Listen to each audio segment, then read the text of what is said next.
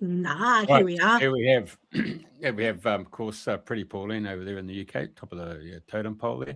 In the middle is our guest today from the UK, from Hertfordshire, a place called Royston. I'm going to bring up the map later on.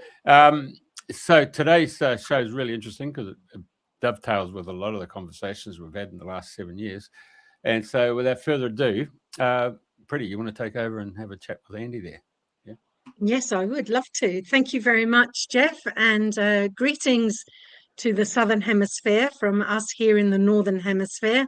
And I'd like to welcome you all to Andy, who is going to talk to us and have a conversation about bioenergetic farming. So, for me, the ignorant one at the top of the totem pole, please welcome Andy, the educator. Good morning, Andy. Hello, everybody. How are we? Nice to be on with you guys. Very good. Oh, okay. So how did you get into this style of farming, or what's your background that led you to be so passionate about bioenergetic farming? Tell me more. Well, my own journey is one of health. So sport and exercise science degree in the 90s that progressively led to a more and more alternative perspective on health. By 2013, I was becoming a yoga teacher after doing, lots of other things. I'd been a personal trainer for many years, and then I actually was a plumber for a while.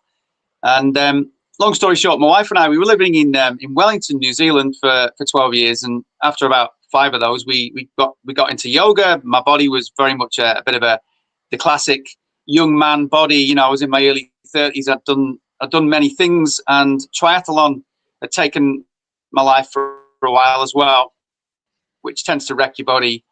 And football, usual stories. I was a bit wrecked. So I got into the whole yoga thing, and I found a lot more than just physical yoga. I found lots of other types of movement patterns as well. And that led me into other things like meditation and nutrition very naturally. I was already very focused on nutrition. And I became a health coach. And then that ruled my life for about 7 years. And we had a studio in Wellington. And so I was all about the optimization, basically, of the man and the woman. That was my focus for most of my life. Ever since being a young boy, basically, being very sick and turning myself around at the age of 10 and becoming very capable from being very incapable. And I was very intrigued about what we could do to our health. But that's, I suppose, the grounding, the form, the necessary foundation that I needed to then come into an era where essentially our food, our environment, our soil, obviously, our water is under great threat. And we all know this. And so it's been in the background of all of our lives for many decades that we've got so many harvests remaining. And there are many, many factors involved, of course, to the environmental upheaval. And so I realized that there's no point talking about food as part of the model of health if we had no idea where that food came from. And the idea that food really should come from where we live, where we place our bodies every day, whether we create that food or not. It needs to be from our local biome, our local environment, as our ancestors would have eaten. And of course, at the moment, we're eating very sterilized food that travels the globe. And by the time it comes to you, whether it's labeled as organic or otherwise, it certainly isn't. And it's probably got less than one Brix value in it, which is really, really very low for sugars, which correlates with nutrition density.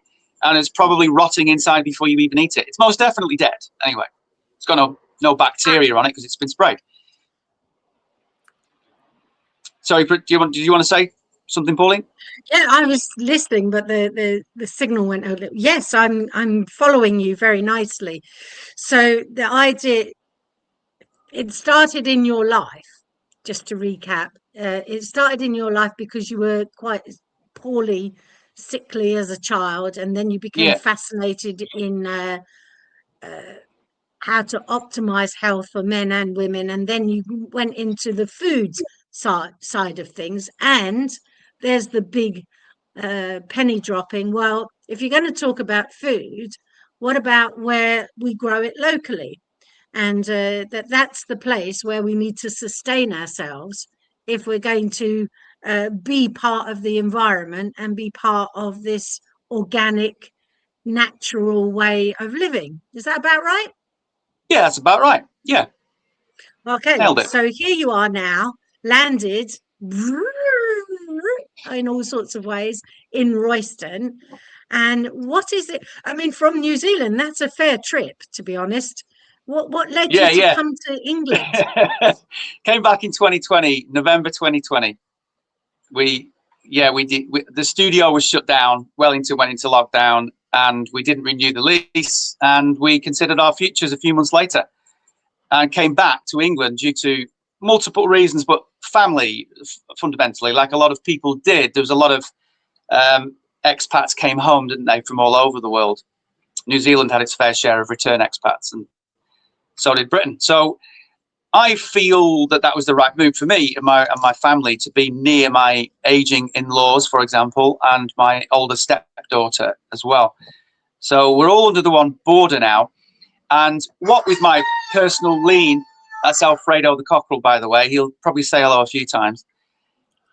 What with my personal lean towards great health, I feel that it's drastically important that my family has that great health primarily, and then by extension the people that I love and my community at large, which could be essentially many people I'm not even aware of just yet.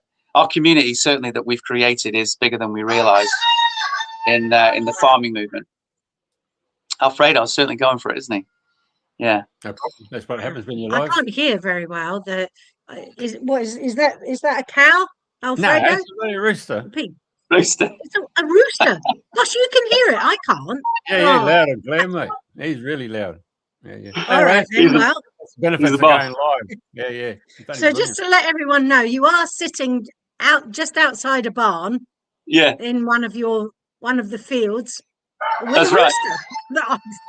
With Alfredo the rooster, who's the most tame wee man you've ever met for a cockerel. He's beautiful. He's stunning.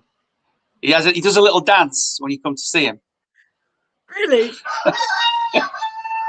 Okay, well, with a bit of luck, I'll witness that at some point. Yeah.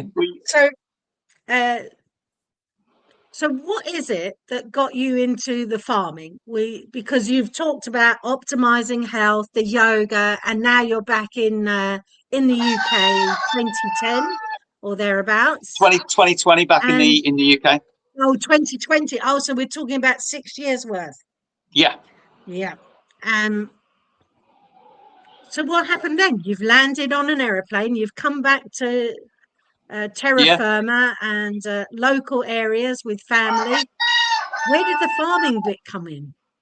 Probably started in my own garden. I've been a hobby gardener on and off, successes and failures since 2010 in New Zealand, when I first built my first garden, and then here and there, on and off. And by the time it's 2021 came around, I was really keen to build a garden, and I was living in a place in Norfolk, England, and I just built a 30-40 square meter vegetable garden, and I started to dabble with more and more alternative methods, and I wanted to eat great food. So after a while, I thought to myself, why would I, I'm still a health coach at that point in time, right? I'm still helping clients, and I'm really more concerned now, more and more, about the bigger picture. You can't take the man and the woman's body and mind and soul and entirety in isolation of the world, Mother Gaia, your environment. You can't do that. It's simply ridiculous. We all come from the soil, you might argue. Certainly don't come from nowhere. We come from a material body that was born from the earth, just as we are. So really the earth is the focus, arguably, is, in my opinion. The focus is everything else around you in bigger context than just you. And so built my garden, and the alternative methods grew because I wanted to grow a tomato without purchasing NPK, purchasing something chemically synthetic that was nitrogen, potassium, phosphorus based. The old story that's been going around for 150 years. We need NPK. and nothing else. Well, I argue that that's just utter rubbish. It can't be that way. We've got 70 odd minerals here on planet Earth, and plenty more material that is of value to us. So what about life? What about biology, right? You know, NPK, synthetic NPK in particular, is not biology. It's far from it. In fact, it's so far from it that it doesn't even need biology for the plant to uptake it. Now, that to me is an oxymoron, and is thus it's just dangerous. It's what it is. It's dangerous. So we've been wallowing in that type of farming for over 100 years, and post World War One. Bearing in mind that this originates from mustard gas reserves. You know, we're talking about eating essentially chemical toxicity on the highest of levels, and I can't imagine that that's good for anybody. So I certainly decided to adopt a different strategy in my own garden. And some 2.5 years ago, I bumped into my now friend and fellow voyager in this journey, a chap called Francesco. And there's now 3 of us that are focused here in England doing this in community, in private community. So hopefully that gives you some context, Pauline. It does. So the Holy Trinity came together, and you are magicking up some. What kind of crops are you growing? What are the fruits, vegetables, grains? What is it that you grow? Beside and that this is Alfredo keeps an eye on. He does. Well, this being our first year, first professional year, we built a 22 meter, it out with, as you can imagine, to begin with, salads and things like radishes, etc. Put the potatoes in. So we've harvested a crop of potatoes already. I do like a potato, by the way. A bit like Bill Mollington from Permaculture. He loved his potatoes. So for me, if you want to eat in the winter, you want to eat potato, squash, and pumpkin. If you want to eat quickly, and thereafter, obviously, you've got your fermenteds and your preserveds. But our major focus right now, and we have a farm day in a few days, is tomatoes. The good old English gardener loves a tomato. And cucumber, some peppers coming on, some potatoes, again, second crop coming. We've got some fennel in the mix. We've got some fantastic courgettes. We had a cauliflower harvest come and gone. And there are some beans, peas have gone now. A few greens coming on as well. But the major focus is, without overwhelming ourselves, because we're also installing and getting material together for various clients who donate to us in return, so they can do this in their own garden. So we're very busy people, right? So without overwhelming ourselves, we thought, let's just go for what we know we can manage. Because what we're here to do at this farm, this micro farm beginning, is to prove case. So it's all about proof of concept, and to prove the case that the work that we do, and that's our website there that's coming up, the work that we do is legitimate here in England, because it's legitimized in other locations around the world, because there's lots of private community doing it in Italy, for example, and France. It stretches across Europe quite well, and other places. There's some 50,000 hectares. We're not entirely sure, because it's all very private. It's done on a very sort of private donation based system.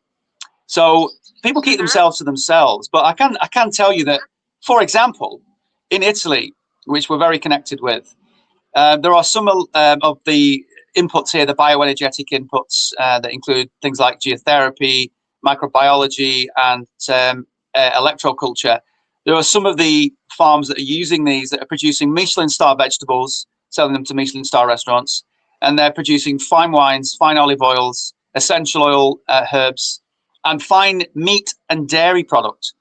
So, for example, the most expensive rosé 2 years ago in Italy, I don't know whether they still are, is utilizing all of these techniques. Because they're generally biodynamic, permaculture-based farmers anyway, and anyone with that natural lean looks to further extend their position in the market at the very least, or further improve the well-being and the nutrition density of the environment and the food that grow within that environment. The two are the same, of course, they go hand in hand. But are you in business selling great wine, or are you just providing food for the community? And both apply. Okay. But here in England, nada, largely nada. So for some reason, the Europeans are way ahead. They're literally 20 years ahead. 20 years this has been going on. All right. So you've mentioned a word or two in there that I wouldn't easily understand. Geotherapy. What's geotherapy? Yeah. So geotherapy is a 40-year-old science, very, very accepted.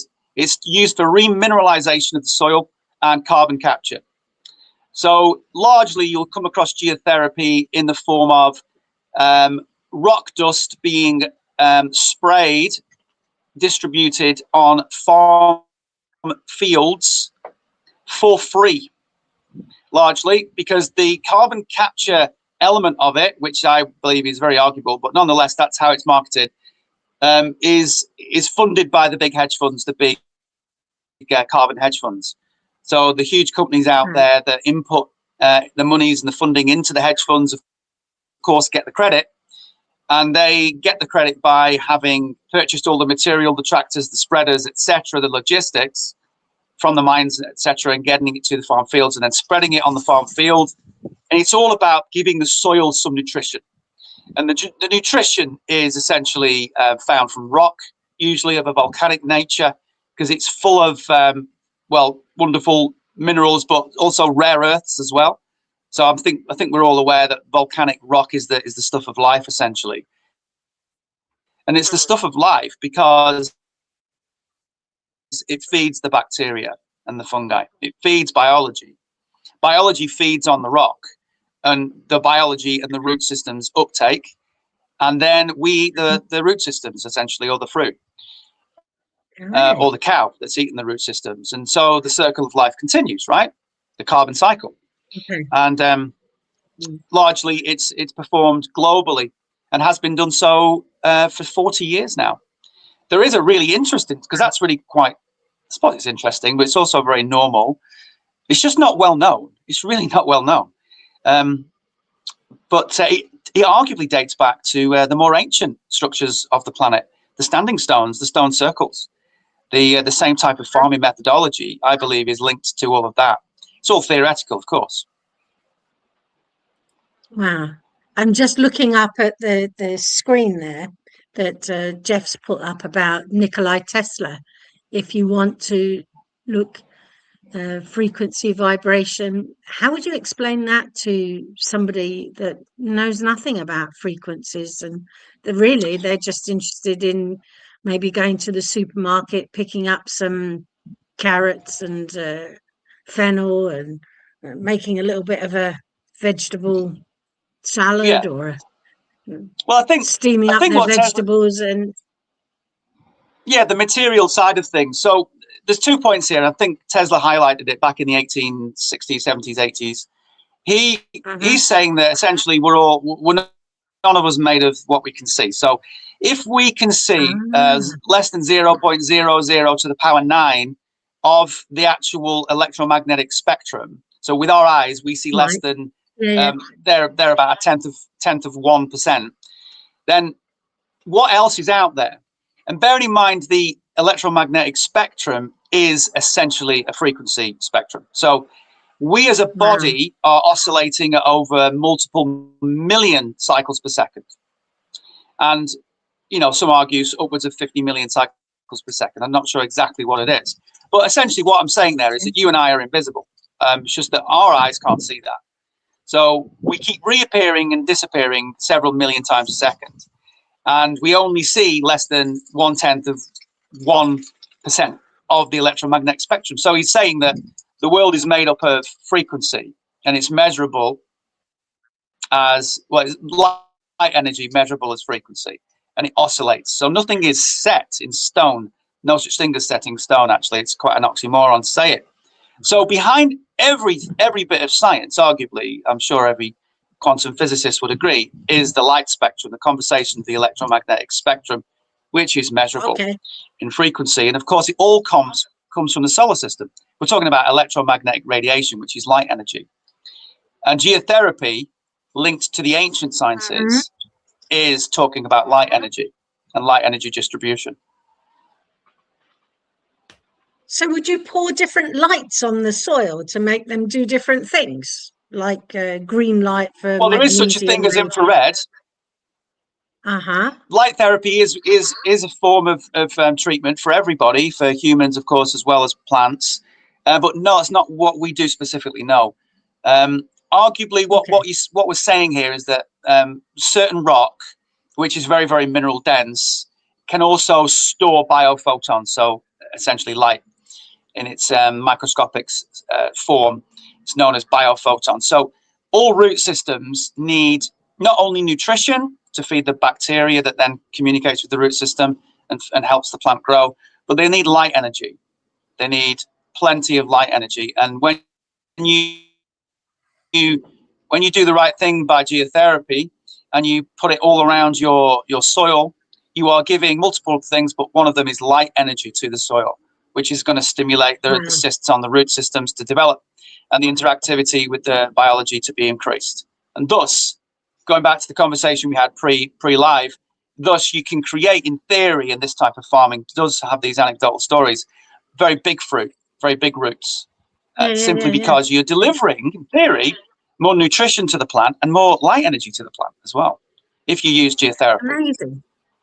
Yeah, that kind of not contradicts, but as I was at school, we were talking about photosynthesis and the light, the sunlight coming into the leaves, and that's really where the primary focus was all about.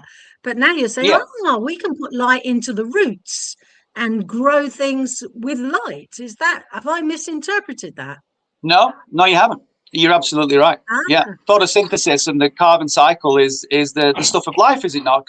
Carbon dioxide, forgive me for saying, but is the gas of life.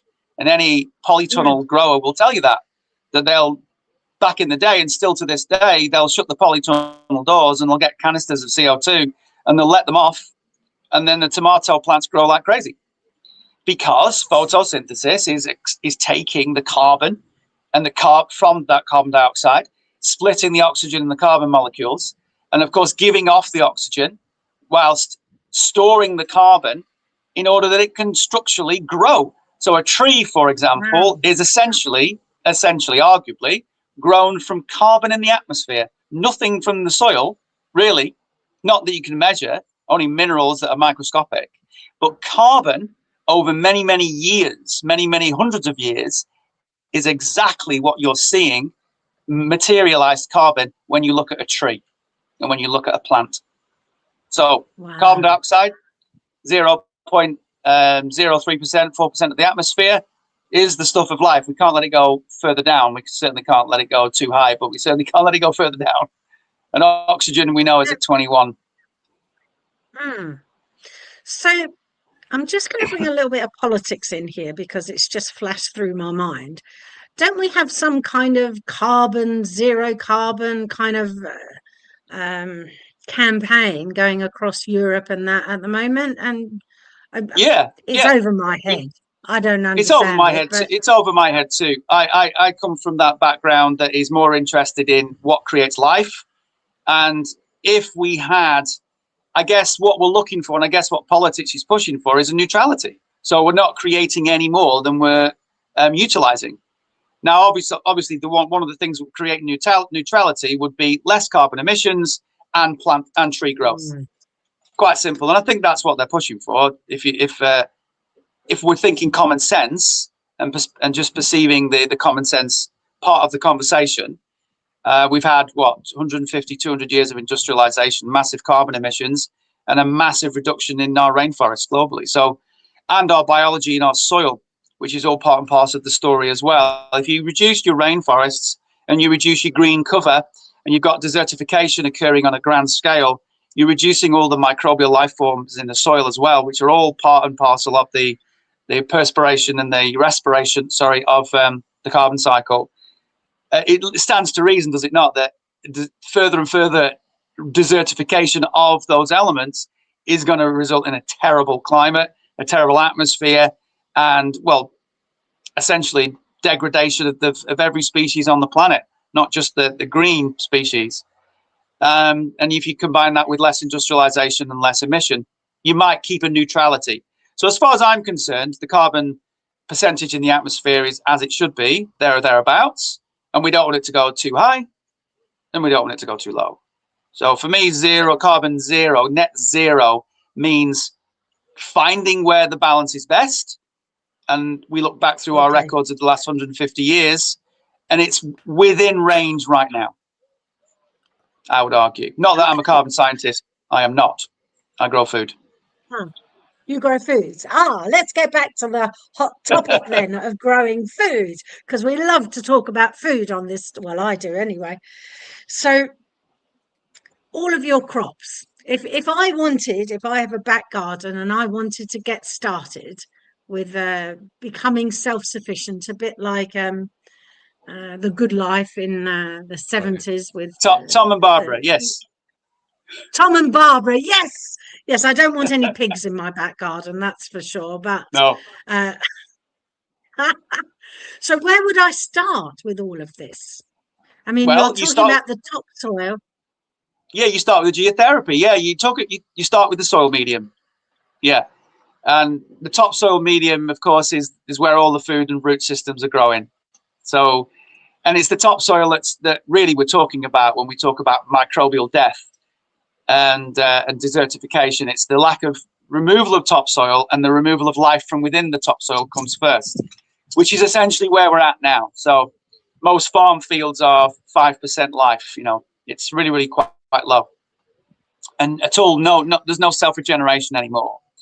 Whereas you'll find self-regeneration occurs in very, very old, untouched native woodlands and forests. That's where the bacterial life is flourishing. So when you grow at home, you wanting to create a soil medium environment, and you wanting to add and build that biology, that microbial activity, from bacterial to fungal, and the mycelial networks that interrelate. And that takes usually about 2 years to build as well. So geotherapy is the start point, because geotherapy is the food for the biome, food for the bacteria and the fungi. So hence, very little gardening utilizes geotherapy. Usually gardening removes all the grit, all the stone, and it's essentially in the grit and the stone, let's argue, certain stones more than other stone, but let's say stone is where you find minerals, because that's what stone is, a collective of minerals. And quartz as well, of course, very important part of the story and crucial for photosynthesis as well. And essentially, you've got a massive need to feed that soil medium environment, and geotherapy is your step one. And what would I do to the soil to bring in these geotherapy minerals and food? How do I feed the soil? Where do I get this? Where do I get it from? From us, essentially. From us. So as I said, it's quite a small niche, and specific geotherapy is better than other. Than it's not every piece of stone that's going to deliver this story to the soil. But you'll find there are many, many other layers to getting the geotherapy right to further enhance the soil and feed the soil. You will also know that you'll go to your garden centre, and I'm sure a lot of people do. Again, we were talking just before we went live in Australia in the 90s and the early 2000s. There was a lot of agricultural stone, essentially, volcanic stone that was brought onto the market. They were the first country to bring agricultural geotherapy to market in a more accessible way. As geotherapy had grown in popularity and understanding through the 90s, because it was a very novel science in the early 90s. So there are various types of stone that have got better qualities to them. Quartz content is a big part of that story. Any biodynamic farmer will talk to you about quartz, the value of essentially silica, which is quartz. Just crystallized form of silica is quartz. And you want high volumes of quartz, so the basalt and the geotherapy and the granites and stuff have those components in them on a high level. If you went onto Wikipedia now, you'd see that, say, basalt has got 30 to 50% quartz ratio, for example, 20% iron content, 10% calcium, some say 5 to 15% rare earths. It's very, very standard across the globe, but the quartz content can shift quite significantly. So as a result, basalt doesn't have a chemical symbol, doesn't have a chemical formula because it's inconsistent. And we've found a quartz content that's got 56%, which is very, very high. There's another element that's really important to think about when you're talking about volcanic rock dust. And essentially, that is the magnetism of it. So with 20% ferrous material in a stone, that stone has it's got something we call paramagnetism. And paramagnetism is a crucial part of the story to make all of this work. And it's essentially drawing a little bit of it's got a little magnetic pull to it, just a gentle pull.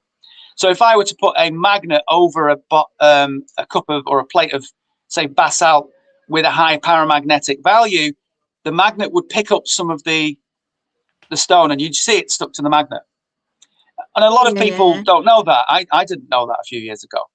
And of course, when you put that into a soil and you really want that bacteria to thrive, what you need for that bacteria to thrive is an electromagnetic environment. And it needs to have that pull. And then the bacteria can grow. So bacteria really are, well, they're microscopic light beings. They are beings that create, like we do in community, a charge, a measurable voltage. And in fact, in Saudi Arabia, there are electric plants that produce electricity from fungi. So when you've got billions upon billions upon billions of colonies of fungi all swimming together in a great big soup, you can measure a voltage. And power stations in Saudi Arabia follow this principle. So when you put magnetism into the soil through the rock, not just using the rock for its remineralization, but for its magnetic quality, just its innate quality, you're stimulating that electromagnetic environment to further stimulate the fungi and the bacteria, which can generate more fungi and bacteria. As we know, they propagate on an hourly basis, literally every few minutes. Talk about talk about propagation of the species. They've got it in numbers more than anybody, and you'll help that soil medium build into an electric environment. Literally, if you pardon the pun, we would use that phrase, wouldn't we, to stipulate a quality environment, a vital environment. I kind of get it. All right, so now I come to you and I get some, it almost sounds like stardust, magic dust, that I'm going to put into the soil to feed it, to get it to have a bit of a boost, bit of chutzpah, a charge in it, and then start to grow whatever it is I want to. Pumpkins, courgettes, onions. Onions are good, are they? Yeah, absolutely. I mean, the principle is true for all food that wants to grow in a soil medium. What are the basic core elements of a soil medium that people need to be aware of? And of course, a lot of people have been aware of bacteria for many, many moons. That's why we use manures, obviously, or natural compost teas made from things like nettle and natural weeds in the garden. But obviously, no one's really been talking about the electromagnetic environment of soil. We all understand it. We all understand that we're electric beings. I think Tesla highlights it, but at the same time, it's not really in the conversation. So bacteria needs an electromagnetic environment. Otherwise, you're going to put the manure on there. It's going to be full of bacteria.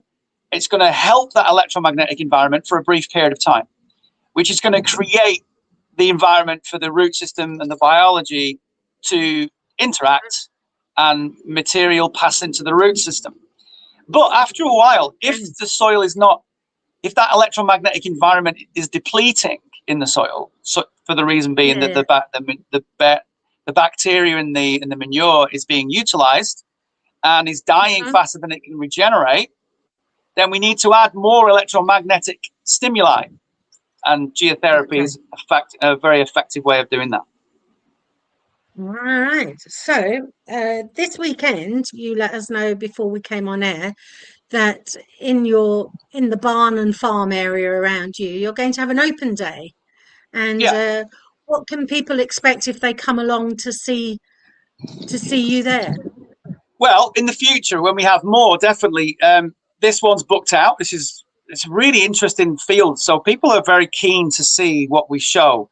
Essentially, you've got some fairly unique techniques that are in line with all other natural techniques. So it becomes about what else can we add, like geotherapy, like the microbial conversation. What else can we add to a soil medium to stimulate let's say, an further improved root or fruit? It's quite simple. It's how to create, where are the legitimate conversations to further the science or the understanding in private environment, how to produce great food. Because as far as I'm concerned, we've gotten to this point in history, and for 100 years, biodynamics has been developing. And I would argue biodynamics interlaid with hugelculture and other types of syntropic growing, like permaculture concepts, are the creme de la creme of where we're at so far. But still to this day, I'm not aware of any environment that utilizes those three techniques that has created a self-regenerative soil biome. And what I mean by that is a biome that can re-heal itself and regrow. We still labor under the theories that we have to reapply our microbiology at the end of the harvest, when the post-harvest, because the harvest has taken the nutrition density and the biology, the vitality from the soil. And what the communities that are pushing some of the ideas I'm highlighting today are talking about globally, and have been pushing for 20 years now. And it goes back, by the way, 300 years really as a study.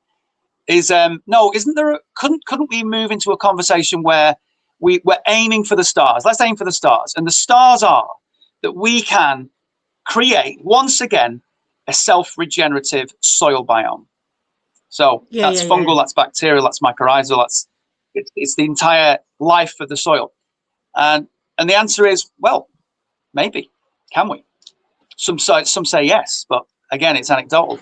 So I would say it's a far better conversation to have. We're a species of ever development, aren't we? Right? We're a keystone species. And we're constantly, there's two types, I would argue there's two types of man and woman.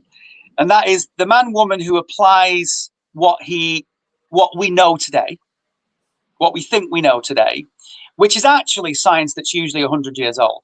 That's what the common man is applying on a daily basis. And then there's the other type of man-woman who is advancing.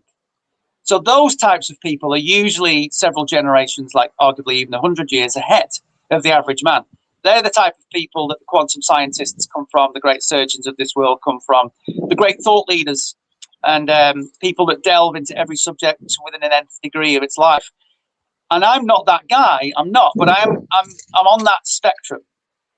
I'm just an average guy who's interested to recognize and figure out for himself and his friends and family if there is a better way to grow wonderful food for health improvements, as I've always been interested in health, into old age, for example, without the need for synthetic pharmaceutical involvement in my life, other than when it's necessary. And I believe that there is. I believe that we start with what we know and we add to it. And some of these techniques are the adding. Now, interesting, these adding type techniques are arguably ancient. And they're certainly up to 300 years old. The geotherapy is 40 years old, but it in theory goes back moons. It in theory goes back millennia, in theory. Because when we look at a standing stone, we look essentially at often a paramagnetic rock with a high quartz content.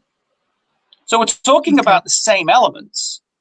Not to say that I know what a standing stone's doing, but I understand that our forebearers have built a structure that we don't understand.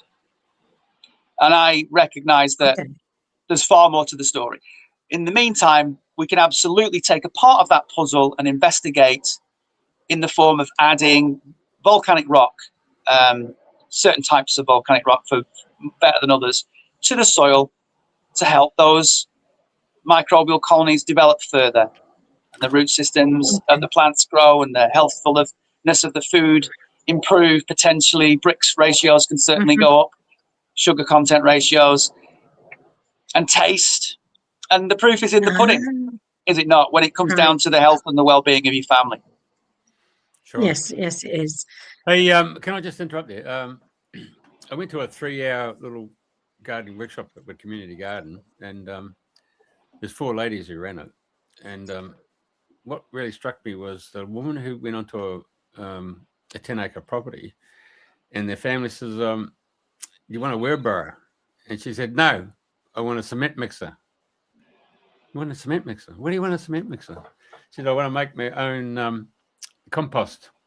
So yeah, she got the concrete mixer, and she got a bit of topsoil, she got sand in there, she got the leaf litter, and then she started mixing it up, put other little herbs and spices and everything else, you name it. And then and while I'm talking to you, while I was listening to you, and I'm thinking, well, if you added the basalt and other things into that mix, I mean, then you can spread it around on your garden. You got a really potent garden bed. The question now, I'm looking at your age there, and I'm thinking to myself, now, does Andy get on his knees and actually get into the earth, or does he have raised beds? So that's the question I wanted to ask you. What's the best way? What are you saying, Jeffrey? Do I look old? You look very mature. I was thinking there myself, all you need is a lighthouse, and you'd be bloody the ghost of Mrs. Muir, mate. Yeah, I think it's probably the grey beard. Don't be fooled. The grey beard, it's just wisdom, mate. Wisdom, that's all it is. It's the expression of the wisdom. Right. So you just need the staff and the crystal on it, and then you can be a Merlin, yeah? Yeah, I could be Gandalf. Is that what you're saying? Yeah. Yeah. No. Let's So come back to the point. End of the earth, or raised beds. Yeah, well, we do have a little bit of a raised bed, but it's only 12 inches, so still got to bend down. And we're also putting it direct into the earth as well. But yeah, all these techniques that I'm talking about can be applied in a raised bed in your back garden in a very small way for a family, or they can be scaled and just put direct into the ground in an open field. And it really does come down to scale and what plant you might have to help you so you don't get a bad back. Well, the other lady mentioned that she just got those takeaway containers, and got us to rip off some Glad wrap, put it inside. Then we gone and put a composting soil in there, and then we put the seeds in there. And she recommended seaweed mixed with water to spray onto the root structure. Yeah. And then close it off and leave it there for a couple of weeks, and it'll just germinate. What was the question? Oh, yeah. But before we actually put those the earth in there, she got us to put cinnamon into the little composting soil there, because it stops the bloody insects, the bugs getting in and upsetting your seed growth. Have you come across that, cinnamon? No, I haven't come across cinnamon use. Now, interestingly, I take cinnamon every day of my life in my own body. I have a big consideration towards its capacity inside my digestive system, and the assistance of the bacterial colony in my gut. So I would argue it's a supportive, like a lot of plants are, as we know, companion-like supportive elements to certain plants. Cinnamon bark being a very medicinal plant. So I would argue that it's supporting, I think, every one of these conversations that we have when it comes to balancing a soil is to do with the mycorrhizal, the bacterial and fungal environment. We're talking about life. What does a herb have as a quality that would stimulate certain life and inhibit other parasitic forms of life, right? And of course, every good gardener, whether from wherever they are in the world, will always give you this if they've been, taught through the generations, like a lot of the Indian, more natural farmers in India than anywhere else in the world. So there's Alhotra is an Indian technique towards essentially revering the soil and how we would grow from it and the land. And it's got multiple elements to it. I can't profess to know much about it at all. But what I can tell you is herbs play a huge role. Sunlight plays a huge role. Herbs play a huge role. We in the West, you might hear someone say, spray tansy, because it's got slightly poisonous effect. So you'd spray tansy on greenfly. That would be like fermented tansy, by the way. It's not direct from the plant itself. It's a bit too poisonous. Or you might hear someone say rhubarb. We all know that rhubarb leaves are poisonous, right? We don't eat them. So if you were to ferment them in water and steep them, you can make a tincture from those and you spray your leaves. And again, that will also kill green fly or white fly, cabbage fly or aphid even. And so there's all these different stratas of layerings of herbology and their offerings to the soil. And of course, herbal medicine has a massive impact on our direct body's reactions as well, does it not? So it's herbology for the soil. Sure, hearing you. Yeah. Many years ago, I went to a herb farm. It's down in Queensland here, down on the Gold Coast, called Mudbrick Herb Farm. And she spoke to us about comfrey. Yeah? Yeah. And they had a chicken pen which went downhill. And they did that deliberately.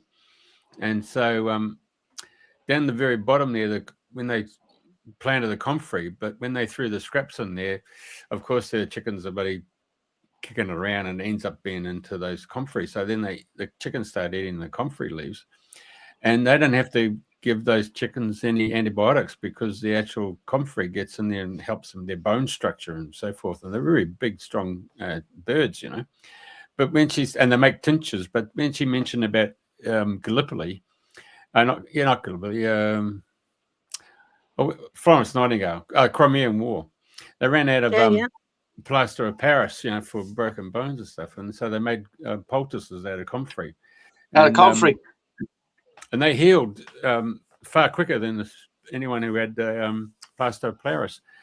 But the big one, and because we're talking about gardening, was to get a 20-litre pail and just fill it with comfrey leaves, put a bit of water in it, and then over a couple of weeks there, you just keep looking at it and you keep putting comfrey leaves back into it, and for about 6 weeks. And then it decomposes, but the strength of the actual liquid is one of the most powerful fertilizers you could ever imagine. Yeah, unbelievable. Yeah, I totally agree with you, mate. I totally agree. I know that our forebearers used comfreys, borrages, nettles, chamomiles, dandelions, fern. Fern's a corker as well. Fern and the oak forests of the native temperate rainforests here in England. Fern is an ancient species. So we're talking here about ancient species. We're also talking about tap roots. We're talking about tap and also telescopic, essentially, and mycelial type root systems that sit on the surface of the topsoil, as well as go deep, that collect from the deep. See, the subsoils have a lot of what I'm saying the topsoil's missing. So if it weren't for the subsoils, and if it weren't for the native, very ancient forests that still remain, we'd be in serious trouble.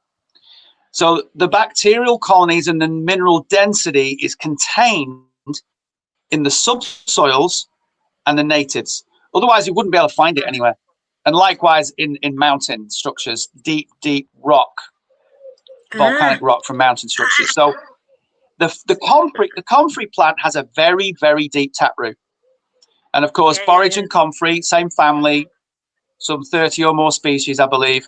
I plant them all over the place. And we absolutely use comfrey on it. Just before coming to see you guys, I did 2 hours with my friend in the farm on the polytunnel. My job was to spread the nettle and comfrey juice.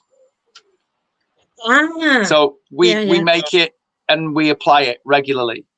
interestingly, though, and it stinks, right? Obviously, it stinks. But I was going to say, if you ferment it anaerobically, it does smell if you ferment it aerobically. But if you ferment these things anaerobically, you do so, and you add a little bit of ash, and you add a little bit of sugar, local raw honey. By the way, is like perfect. And you stick it in a little fermenting pot, like you'd make beer in, and you got a little water bubble on the surface, so it's an anaerobic container, and no oxygen can get in, only carbon dioxide can get out through the bubble. You do that if you do an experiment with an anaerobic version of that and an aerobic version of that with an open container to atmosphere. You tell me the difference in smell, because the anaerobic one is gorgeous, and it's got these wood. You're building an anaerobic bacteria, which is the water wizard. There's a lot of people know. Yeah, I was going to mention that I've done. Yeah, you guys, I've done some stuff probably with come across him, right? nettles. Victor Schauberger, the forest ranger, the Austrian chap. Yeah. He died. He was the man who essentially concluded one of his theories is essentially the. Go on. Yeah, we're getting an audio. You have to repeat that. Yeah, we're getting audio loss now. You were talking about Victor Schauberg? No. Yeah, I was talking about Victor Schauberger. Can you hear me, guys? We lost you now. before. Yeah. Yep. Okay, so I was just saying the difference between number one, comfrey essential, borage comfrey essential, nettle essential, and there are other herbs. And the reason they're essential is they go deep down into the anaerobic subsoils, and they collect not only minerals but bacteria. And and they bring that microbial colony and fungi to the surface, into the topsoils, which are lacking all of this. And anaerobic environments, crucially, according to Victor Schauberger, are where you find your supportive microfloral colonies. Whereas aerobic bacteria, and the reason it stinks, is you've got both supportive. I was going to say. Yeah, you've got both supportive bacterial colonies, and you've also got damaging, so parasitic, essentially those that are bringing disease. So he would have argued back in the 30s, 40s, and 50s that the farmer who was brewing his aerobic fermented mixes of comfrey, etc., was also breeding the perpetual disease that he was trying to rid his farm soils of. Oops. Huge debates over this, of course. Huge debates, but it smells a lot sweeter, and it's always worth an experiment, in my opinion. Do an aerobic and do an anaerobic comfrey and nettle tea, and you tell me what you'd prefer to drink should you ever want to. Right. Well, we had a little note there, didn't we, from someone that talked about they've introduced the idea of tobacco, but I didn't think tobacco would grow in this country. Might do in Australia. Tobacco is good for the garden. It's illegal. It's illegal to grow it, unfortunately. Oh. Okay, so that's the end of that story. Yeah, I wouldn't know. So I wouldn't know, but arguably, I wonder.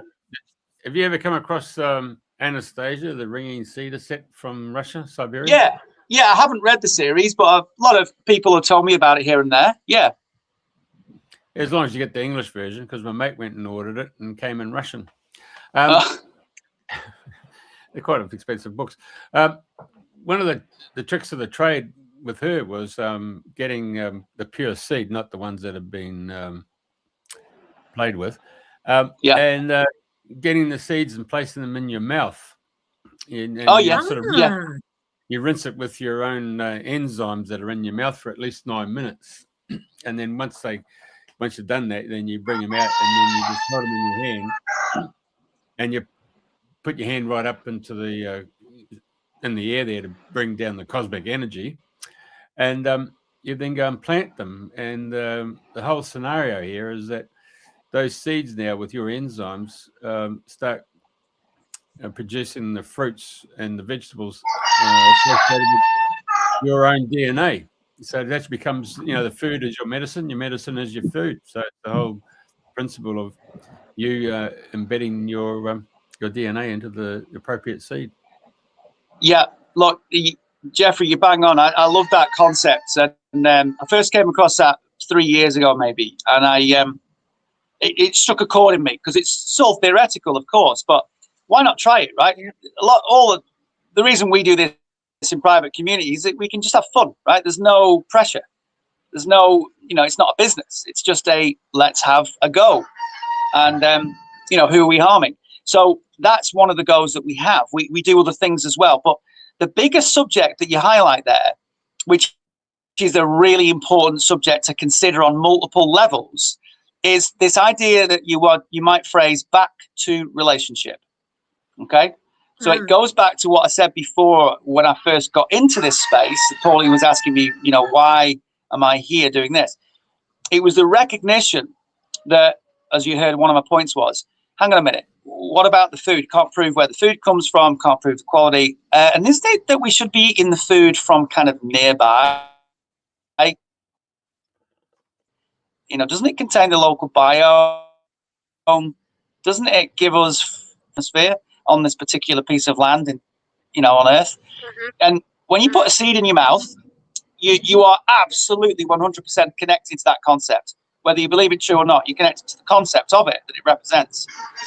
And I say, we go one further than that. We go to wherever you live, wherever you place your footprint, wherever you place your auric field, your energetic body. Sorry about that. We got flight paths to Luton and Stansted above us here. Yeah. Wherever you eat food that's had your energetic expression, go anywhere near it, you're doing the same thing. So ideally, what I'm saying there is back to relationship means you live in the area and or even potentially even work on the farm, but that might not be for everybody, that provides the food that you eat. And so in India, there's a food community out there that are testing food all over the world. I can tell you about that in a minute if you want. And they work very closely with a lot of people in India because India's got the greatest natural food growing populations in the world.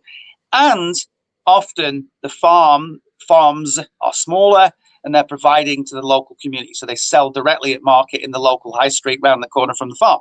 So therefore, the people that buy the food live near the food or even work on the farm. And even my point being, even if you're walking past the farm and you're walking to school and you're leaving the imprint of your footprint or just the energetic imprint that you leave as you pass through an area, because you're an energetic being, right? You're introducing yourself to that environment. The plants, the flora, the fauna know you. You're part of them. They're part of you. You're the same. You're the same. Ecosystem.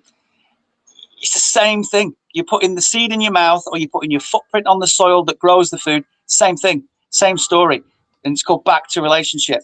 And if we could see the health outcomes, if we could measure and correlate what back to relationship can do for us as a species, whether our physical wellness is measured or our mental acuity is measured or our longevity, are these associated with blue zones, for example, these types of back to relationships environment, then we could argue that this food is more superior. And that's essentially the point, is it not? It's about how do we, as I said before, only half an hour ago, how do we grow better?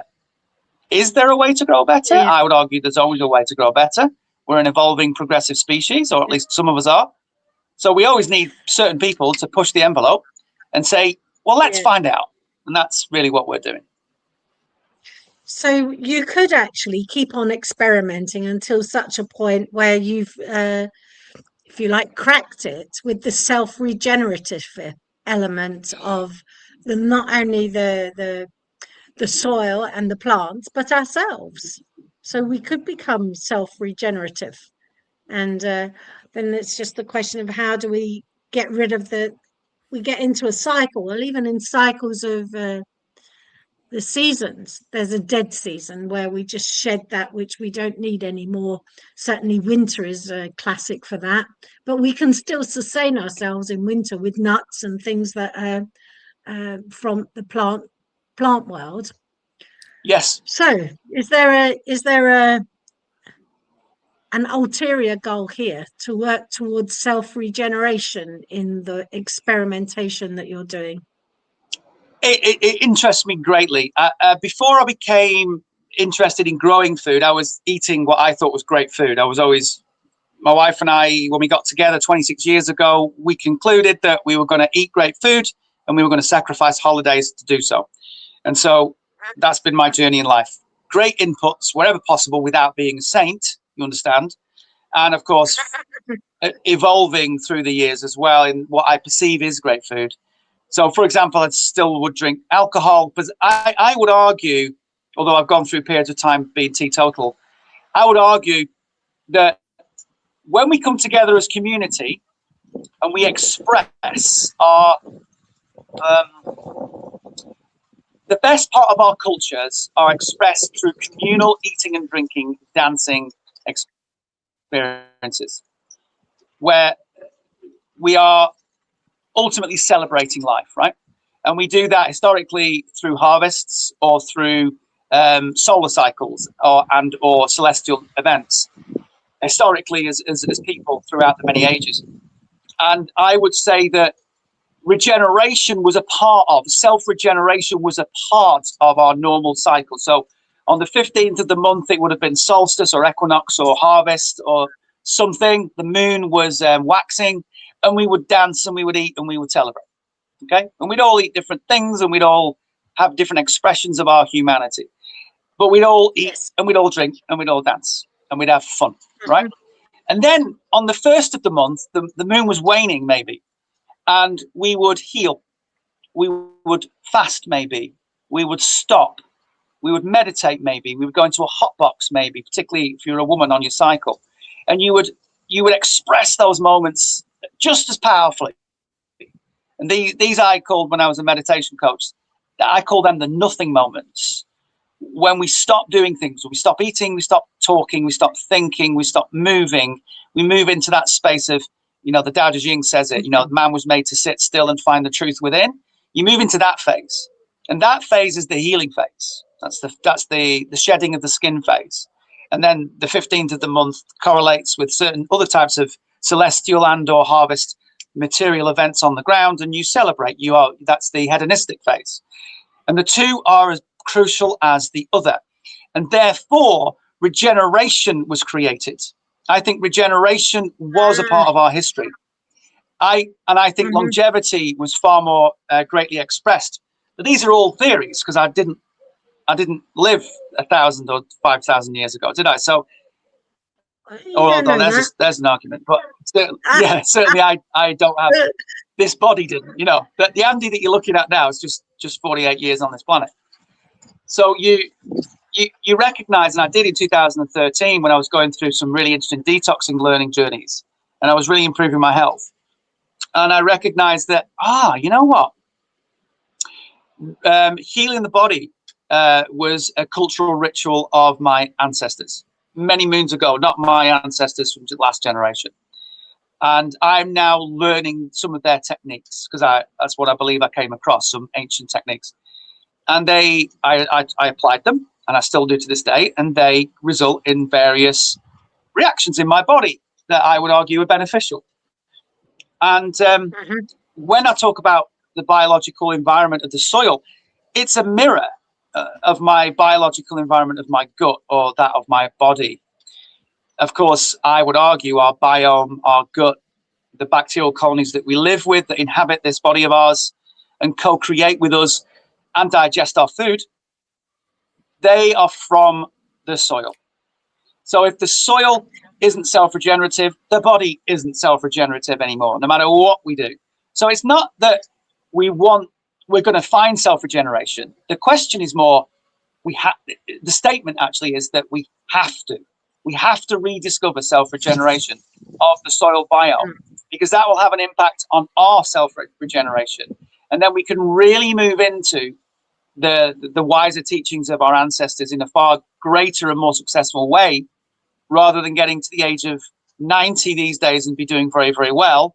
We could maybe extend that. And of course, longevity and blue zones and that sort of conversation is hot topic, has always been hot topic, I would argue.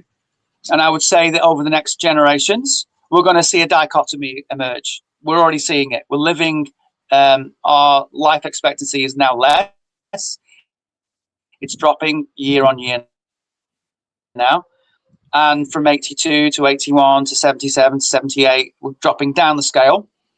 And yet at the same time, there are colonies of blue zones around the world which are maintaining a good longevity. I don't know whether they're increasing the scale, but they're maintaining the 100-year-old centenarian age populations in places, for example, like Okinawa in Japan, or places in Ecuador, etc., and Crete. These places exist, and I want them to be tested. And I say one of the great ways to test it is to look at the soil, and therefore derive the connection between your bacterial environment, your so-called well-being, and ultimate longevity direct from the soil's bacterial and fungal colonies.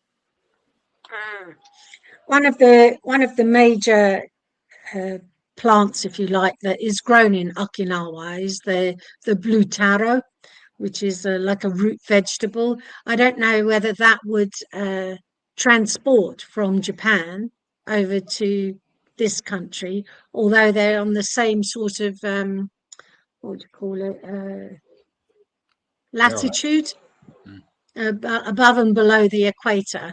We're of a similar latitude.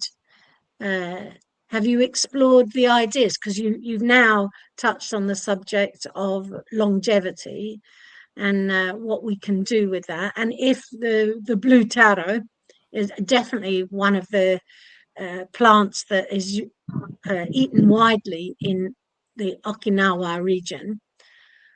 Any thoughts on that?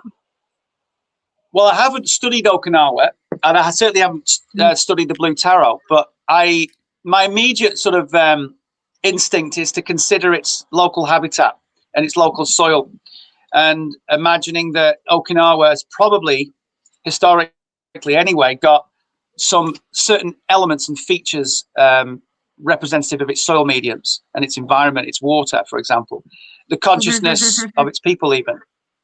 And so the blue taro will be connected to that consciously, materially. The medium, the soil medium, the environment is crucial. Not to say it couldn't be replicated, but it has to be replicated in a very considered manner. It's like any species of fruit or food that's grown outside of its local environment. Of course, you know, the whole nightshade family is of that ilk. In fact, you would argue every single plant on this planet Earth has had the same argument. And so therefore, it's not to say it can't be done, because it is being done.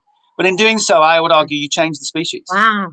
I would argue that you move it to a foreign environment, you change its genotype. I mean, you know, if we're following the concept of, say, just very briefly, epigenetics. So if we've got 19,000 genes, and we know that because we've got less genes than the bloody flea, right? So fruit fly 13,000, I believe. Humans 19,000. The flea 30,000. What we have got though is apparently 85% junk DNA. We have a massive pool. This 85%.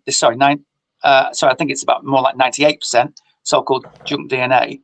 Within that is the study of epigenetics, and it's this idea that 40,000 different expressions of any one gene can be had, dependent upon the environmental stresses or the environmental challenges, arguably. Challenge is a better word. And so you take the blue taro out of its local environment and you give it a challenge. No matter how well you try and replicate, you're sticking it somewhere else on planet Earth. And you're challenging its genotype. So it's therefore going to express epigenetically, arguably anyway, this is me, I'm not a quantum scientist or agronomist or food scientist or soil scientist. I'm expressing what I believe is true, and hence I would practice it if I felt the need. And that's what we should all do. Should just all be little experimenters in our own world. I believe that's how I've lived my life. You would probably get a different expression of the blue taro, and if we could then measure it molecularly, I would say you'd be proven. I would argue it'd be proven right. So my theory would be that you change its genetic expression, result in slightly, therefore, slight changes to the plant's expression of life, which doesn't mean it's going to be any worse or any better for the human body. It might, in fact, if you then encourage the back to relationship idea I've just talked about, the blue taro plant might suddenly start expressing the needs of the population that grow it and need to eat it anywhere in the world. So it's a big conversation, is it not? And I mean, we've got taro in, certainly your friend Francesco would know about taro because they grow it in Italy as well. It's not blue taro, but you're right that you bring that species and it adapts. It's got an intelligence that is beautifully way you've expressed it, that it will provide for the needs of the people that are growing it and the needs of the population and the particular environment that it's finding itself in. And it does it without writing a thesis. It does it without having any conversation at all with anyone. And it just knows, and it just bees. It just be the taro that it was always meant to be. Yeah, life is so wonderfully adaptive, isn't it? And intuitive. If we let it be. It can't be intuitive so easily. Maybe it can. Maybe I'm wrong. But if we're eating a lettuce that's been grown in Peru, I don't imagine that Peruvian lettuce can be at all intuitive so easily anyway of the populace that's going to be eating it, bearing in mind that it's going to travel the globe. Maybe it becomes more generic. It has to become more generic. And I would argue all plants communicate. So I think I love that idea that I told this to my wife a few years ago because she feeds the house plants, right? So I said, you're driving home, you've got your 20-yard, 30-yard house plants sat there waiting for you. You've left them in the morning. They're sad that you've left. You didn't water them. You're driving home. Yeah. And just 2 miles from home, the plant starts to know that you're on your way home. And it's literally measuring your auric field as you're getting closer. And if you start thinking about it, it's connecting with you as well. And it's so excited. And then what you must do, of course, is when you get home, you must go and pat it and give it some water. And then the plant says, you didn't do it again. I'm here. I'm still here and I'm drowned. I'm in a drought. Please. Yeah. Please pay attention. Great idea. So it's a great idea. 25 years ago, over at our community centre, we had plants brought in, and everybody got dividing rods. So we showed them the energy field of the plant, and so each person was given the opportunity to step up to a whole bunch of plants just to see how far the energy field radiated out. And of course, some folks who've never been with dividing rods, they couldn't get any feeling expression whatsoever. So the principle was, okay, take it back to a part of your life where you had the most amazing, joyful situation where you can't get any better than this. The love just pours out, and you just think of that moment. And of course, then the dividing rod started to move. And then they could see then when they stepped back just how far that energy field went. So those people who are really, quite intuitive stepped up and they would say, okay, I love you, and all lovely. And anyway, they stepped back to show just how far the energy field was. And now the next part of the experiment was, hey, we're going to have to kill you. Mate, yeah. The whole energy field just collapsed, boom, no question. So then we had to go back and apologize to the plant and say, look, sorry, we just wanted to test it. We just wanted to try it out. So boom, energy field came back. But that comes back to the old, they called it the grandmother experiment in the States. And the experiment was where they were given 3 patches of seeds of the same species. And they were told, one was going to be the control, and you didn't say anything to it at all. And the other batch, you told them they were going to be fantastic. They're just unbelievable. Loved you to the point, humble. And the other one, of course, was you're not going to amount to anything. You're never going to amount to anything. Yeah. All part of life when you're bringing up kids. Yeah. Anyway, so the experiment was seeded out to different parts of America. Anyway, as these odd situations would occur when those who are told they weren't going to amount to anything, every now and then there'd be these ones that would just go shoot straight up, and they were the same height and development as the ones that they were going to be told, oh, you're lovely, you're going to amount to something, it'd be fantastic. Anyway, it turned out all those ones that had this batch there, they had the sprinkling of phenomenal success, all came back to grandmothers. And then when they got their grandmothers, they said, what went on here? And I said, look, I know we're not supposed to say this, but I love you anyway. Yeah, not supposed to say it, but I love you anyway. So the whole thing of the energy exchange. And so, the grandmother experiment. And it just showed you how plants represent what you have with children. If you keep saying they're not going to amount to anything, boom, boom. So positive reinforcement. I just want to take you now to another aspect of what you guys have been talking about, of taking a plant and moving it to another part of the world. I want you to go to Findhorn and those four, Neil Abercrombie, Dorothy McLean, and Peter and Eli Caddy. Yeah. Mm-hmm. So now we're moving into the spiritual world, and it's something subject we haven't really spoken about. Now, Peter, of course, was the very major SAS, and of course, Elaine was the one who would go down at midnight and go and sit in the toilet there and start getting this information and writing it all down. Dorothy had the one with the elements.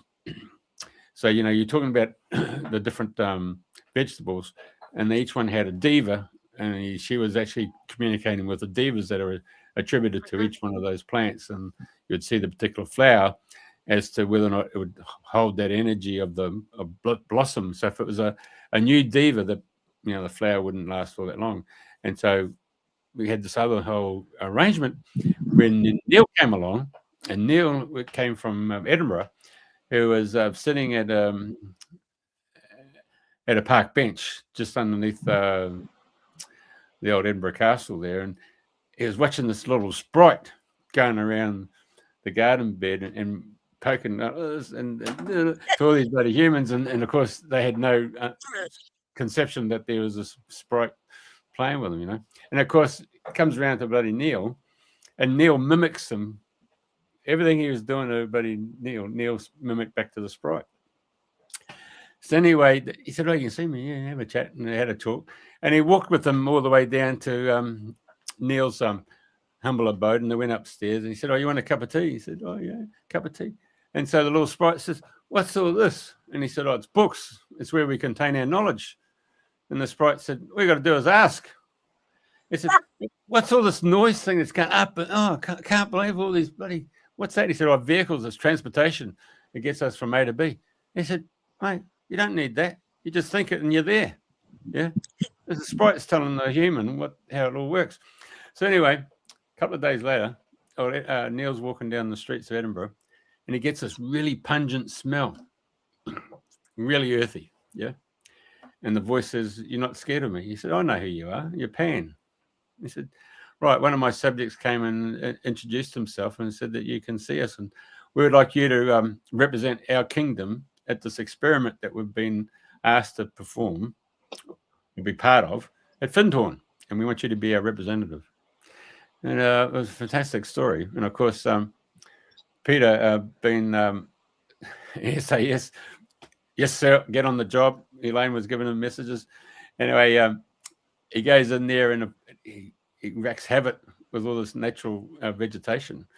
And of course, next second, they all got to complain to Pan. So Pan gets hold of the elves. Elves then come back to bloody Neil and says, "Mate, we're out of here. That you just destroyed all our homes." So Neil gets the bloody Peter and says, "Mate, we're going to have to get down on your knees and you're going to have to apologize." So anyway, an elf was sent to them and said, "Look, you're going to meet the king of the elves, so you have to go to so-and-so coordinates." And of course, they went there at night, and they turn up at these coordinates, and all the bracken has been pushed away, and it's got all these little lights. And they go down the path, and they come to this little clearing there where the elves are all sitting around by the throne. Anyway, then the elf says, "Step forward." "No, you stay back." He's talking to Peter. "You stay back." And it comes to Neil. "Now, we're out of here, mate. That guy over there has just destroyed all our homes." And Neil said, "Look at that. We apologize. That's why I brought him here. He didn't know. You need to tell him. You tell him straight." So Peter comes up. Neil says, "You get on your knees." And apologize. Anyway, so the elf king says, "Right, this is what's going to happen. Elf subjects will come back, and we will do all your work for you." So Pete's going, "What do you mean?" "Right, we'll go through and we'll tell you which plant to pull out, because we'll actually loosen the root structure. So when you go there with your hand and just pull it up, it'll just come out. Those that don't come, you got to leave them in there. Is that a deal?" "It's the deal." Fantastic. So the point I'm making is that you could actually connect with your devas as well as your natural kingdom, and of course with Elaine working with the higher realms, that the manifestation of Findorn is phenomenal. Yeah. It's a wonderful story, Findorn, isn't it? Yeah, I can see you. Obviously, it means a lot to you. You've obviously studied it, read about it. Oh, I've actually gone up there. People. I made the journey from Australia 3 times to go there and just get a feel for it. I mean, the vegetables were quite substantial, Bloody hell, that's amazing. You really went for it. Wow. Yeah, well, the funny thing is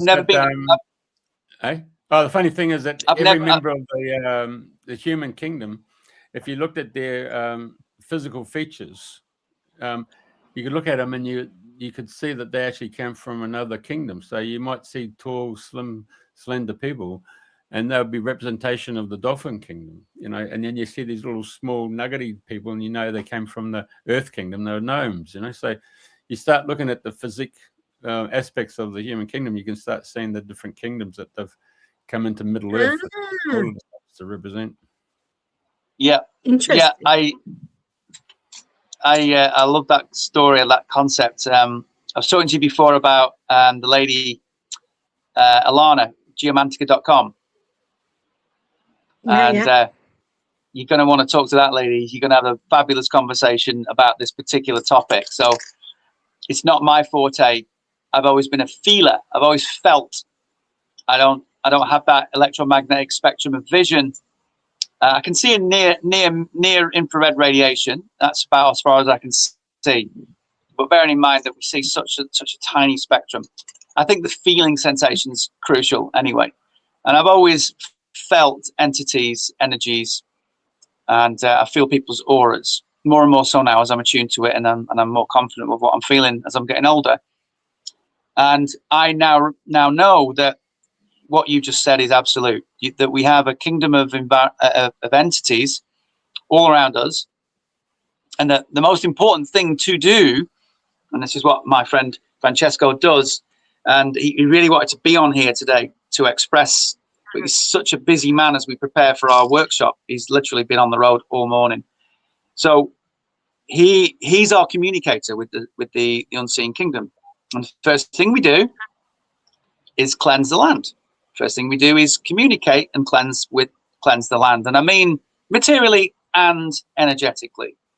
And we want to find harmony. It's all about finding harmony. And harmony comes from conversation, as you just expressed it. Conversation with a number of entities, actually.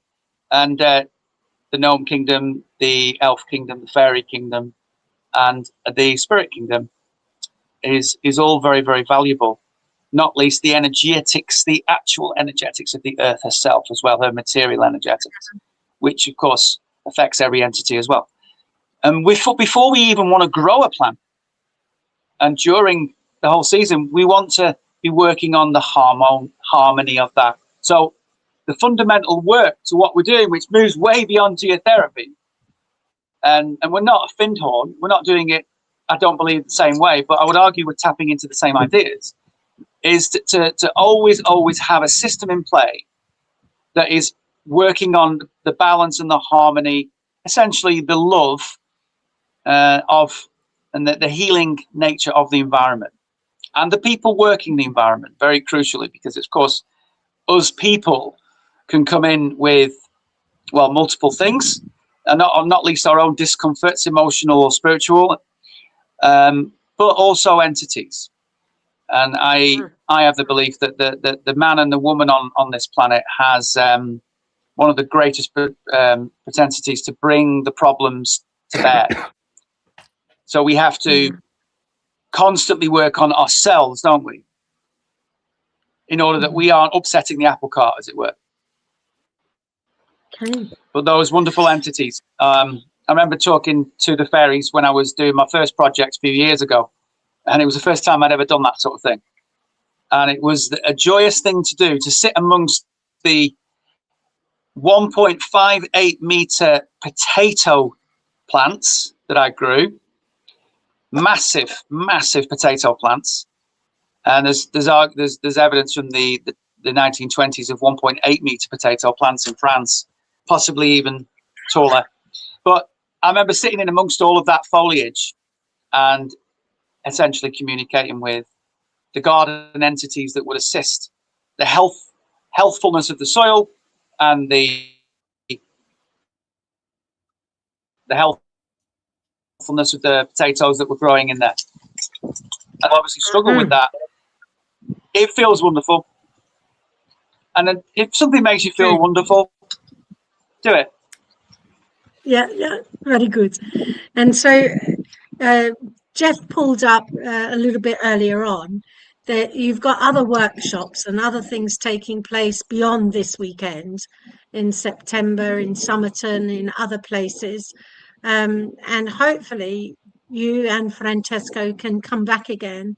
And particularly now you've introduced him in such a way that he talks to the plants and is the more concerned with the communicator. Perhaps we can get both of you to come back again and to carry on with this conversation. I'd love Francesco to be able to speak. Yeah, I really would, Pauline. A bit later on. Yeah. Very so good. For the moment, is there anything that we should have asked you that we haven't asked you that you're bursting to tell the rest of the world? No. You've really stretched the ends of my thoughts and the interest that I have, the private interest that I have in this subject. I'm just living my dream, really. And through this year, you've literally caught us at the most amazing time. We're 2 years. This weekend signifies essentially 2 years that we've been doing this. And this open day is a big momentous timestamp in our calendar. And by the end of October, we'll have performed another 4 events, possibly a 5th is being discussed, where we teach people, show people what we do here at the location. But we've got 2 other locations that we work in conjunction with, as you expressed there. One of them's in Somerset and one of them's in Sussex, East Sussex. So by the end of October, we'll have gone through the rounds of visiting these sites, communicating and teaching more people. That's part of what we do, is teach people. So then you can go away and do it yourself. We want to proliferate what we think we are learning. And of course, we're learning off the back of our Italian friends as well, who are way ahead of us. So we're trying to put into play in England, Wales, Scotland, Ireland, what the Italians and some of the French communities have been putting in play for up to the last 20 years, which is essentially a resurgence of something that was big news 100 or more years ago, and played a huge part in global crop production, but was post-war disappeared, really.